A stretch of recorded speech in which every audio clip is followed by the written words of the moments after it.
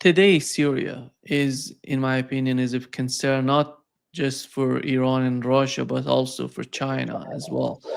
As you've mentioned, there are many people from different ethnicities, countries coming to Syria and being part of the government in Syria, which they're not originally from Syria. Right. And And they don't speak Arabic. I mean, you have a third of the fighters for HTS are foreign fighters who have no connection to Syria, don't care about Syria, don't care about the Syrians, don't even speak their language. By the way, even Al Jilani, he does speak Arabic, but not with a Syrian accent, which is very evident to the people of Syria. Yeah, but yeah, you had the Uyghurs out of China, and they vowed to go back to China and cause trouble there. And I'm sure the West will be very happy to support them doing it. Just like the West was very happy to support the terrorists in Chechnya against Russia. I mean, this is U.S. foreign policy. It's not to fight terrorism; it is to spread terrorism. And it's funny or not funny. I don't know. Trump, when he was running for president in 2016, he talked about this. He said Obama created ISIS. Okay, that may be an overstatement, but he was on to something there, right? So was, of course, Tulsi Gabbard talked about this too, even during her confirmation hearing, right, for her new intelligence position. You don't really hear them talking about that much anymore. You now have Trump shaking the hand of Al Jilani.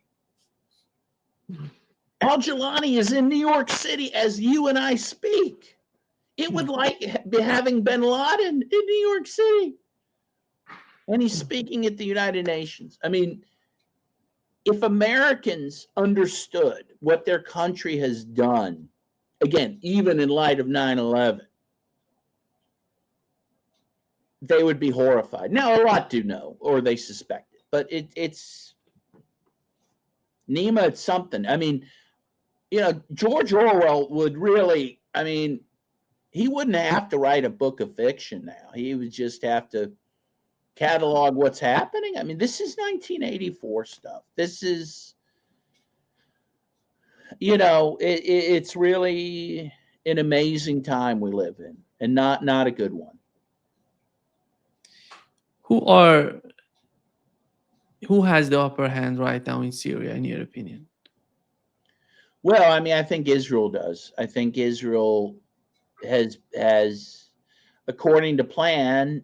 And by the way, they admitted, I think in 2019, there was a military, and we quote him in our book. There was a military guy from Israel who admitted that they were funding like 12 different terrorist groups in Syria.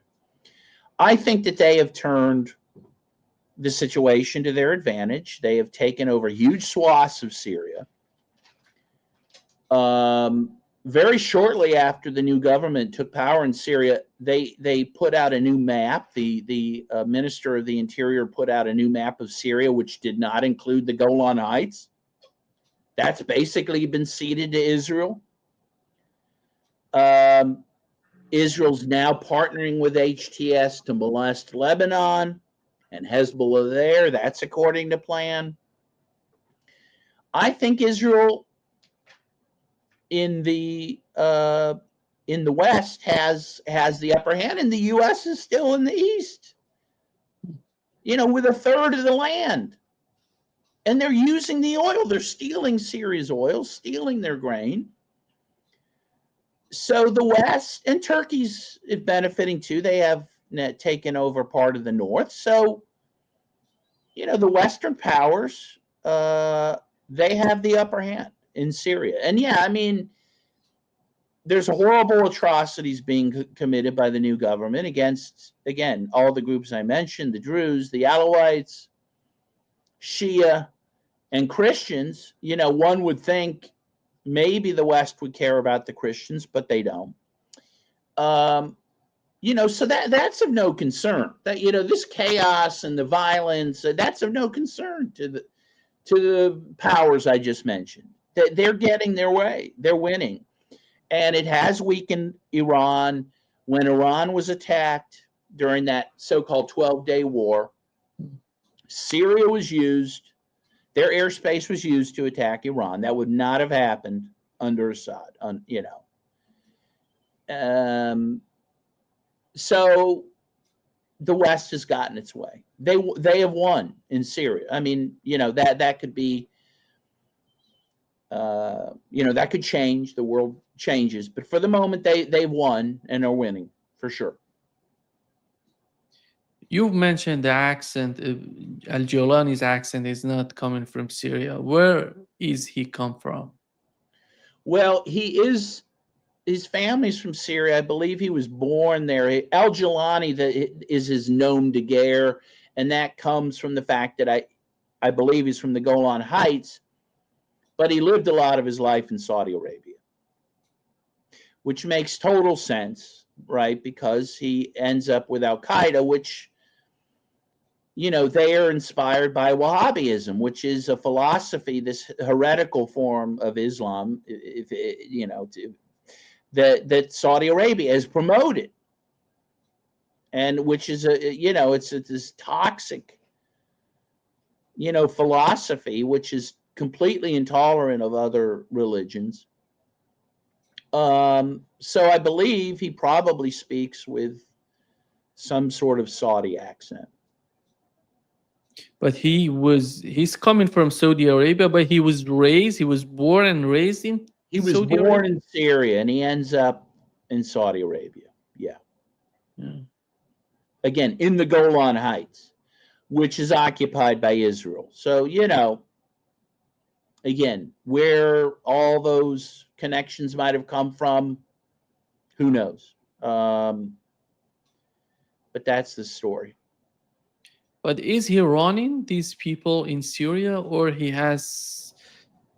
can manage some sort of force over some factions and the other factions just do whatever they want to do? What is that? How is that working in Syria? Yeah, well, I think you hit the nail on the head. I think he's not fully in control of his own forces. So he has about 35,000 fighters, or he did when he took over. That's probably increased, right? I'm sure they've recruited people, but originally they had about 35,000 forces when he took over.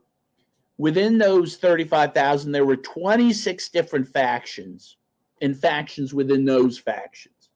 And again, 1/3 of those folks are foreign fighters, many who don't even speak Arabic, right? Many people he probably can't even speak to himself, right? Without a translator. He can't control all those people. And I think originally when he first took power, he tried to, and maybe did have some control over them. When he first came to power, he tried to portray himself as a moderate, put on a suit and a tie.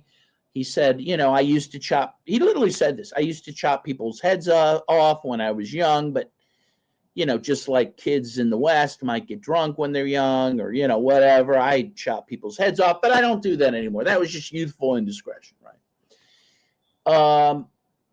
But, as when I was in Syria in January, a guy who will remain nameless because, he could be killed if they figured out who it was. He told me some very profound things. And one thing he told me, he said, Dan,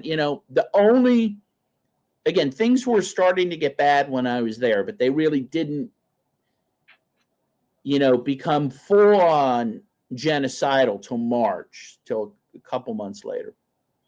But at the time I was talking to this Syrian in January, he said, Dan, the only thing that unites these terrorists is jihad, right? Especially the foreign fighters. He said they didn't come here for a picnic. They came here for jihad, to set up this caliphate.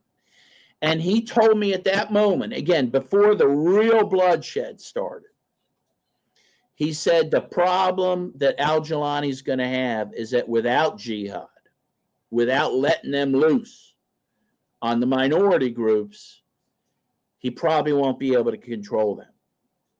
And so it appears that he either turned them loose in March of this year, or had no control to stop them. So around March 6th or 7th of this year, so you really, there's a date certain, you can see this, the real terror started against, in this case, the Alawites in the coastal region of Syria, in which thousands of Alawites were killed.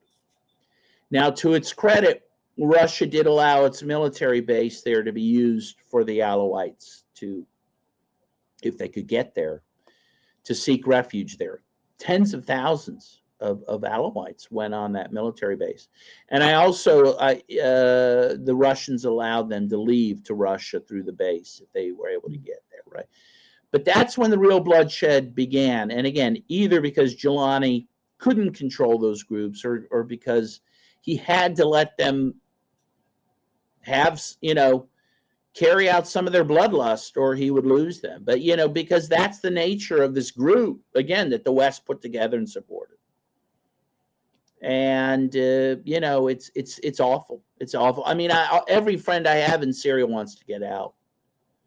They're in hiding, some in their homes. They won't leave their homes to even go to work, go to school. Some are hiding in the woods. And Jelani's forces, by the way, know that. They've burned down forests to try to either find people or smoke them out or kill them. It's really awful, Nima. Really, really terrible stuff.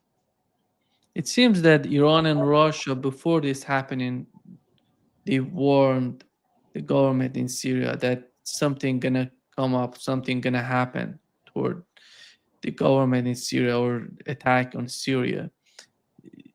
Did you learn anything about that?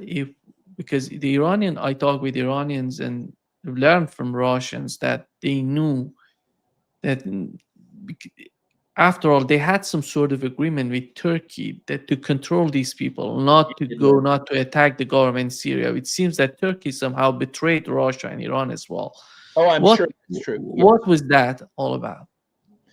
Yeah, well, you have, first of all, in Turkey, you have the leader, Erdogan, who is a very slippery guy, right?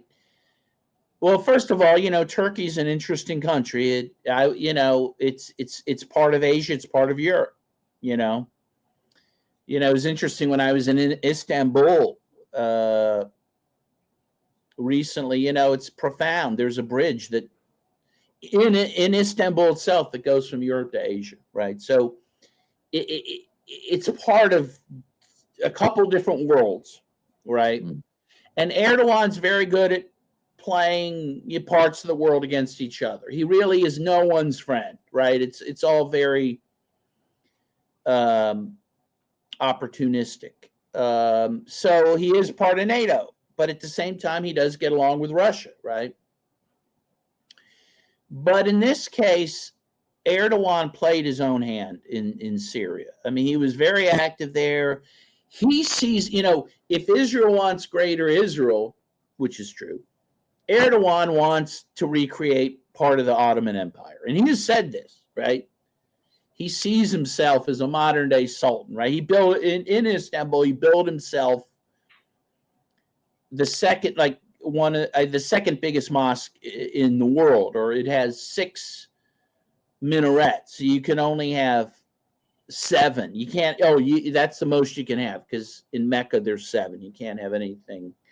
So he has 6 for himself. Anyway, he wants to create the mini Ottoman Empire, and Syria is part of that, right? So he did, I think, he made a deal that, Idlib would be allowed to exist with these terrorist groups in it, but that they wouldn't make a move against Assad. But yeah, he ultimately reneged on that deal, and he did support them going into Damascus, but not alone. He did it with the blessing and the help of the United States, Qatar, Israel. All this was part of design. But certainly I do think that Russia and Iran were betrayed. And Syria ultimately was betrayed by Turkey, which, again, Erdogan is not someone you can make a deal with. Neither is Israel, neither is the United States. I mean, these are not countries you can make deals with. They don't abide by any deals. And for some reason, the Russians